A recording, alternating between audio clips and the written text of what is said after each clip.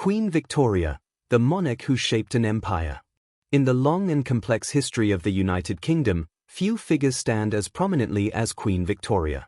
Her reign, which lasted from 1837 to 1901, remains one of the longest in British history and gave its name to an entire era, the Victorian Age. But beyond the symbolism of her name, Victoria's life and rule marked a period of dramatic transformation, politically, socially, and technologically.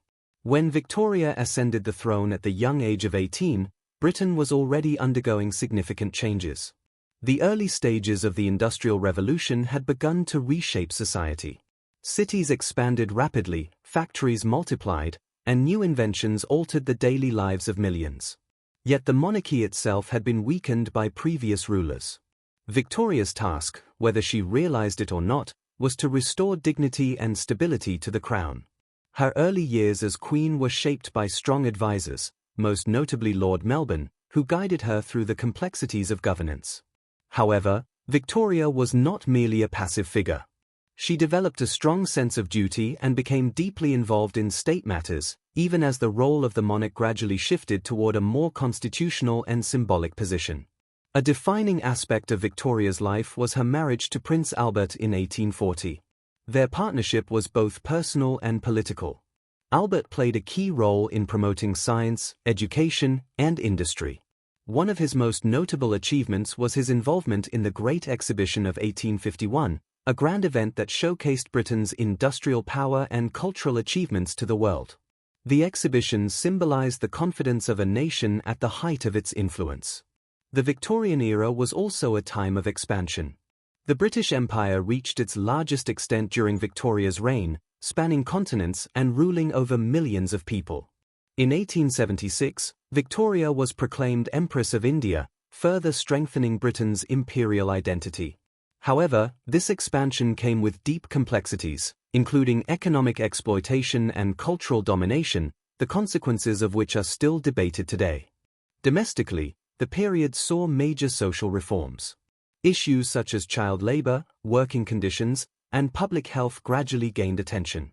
Writers like Charles Dickens brought the struggles of the poor into public consciousness, influencing attitudes and policy. Meanwhile, scientific figures such as Charles Darwin challenged traditional beliefs with groundbreaking ideas like evolution, reshaping how people understood life itself. Despite these advances, Victoria's personal life was marked by profound sorrow.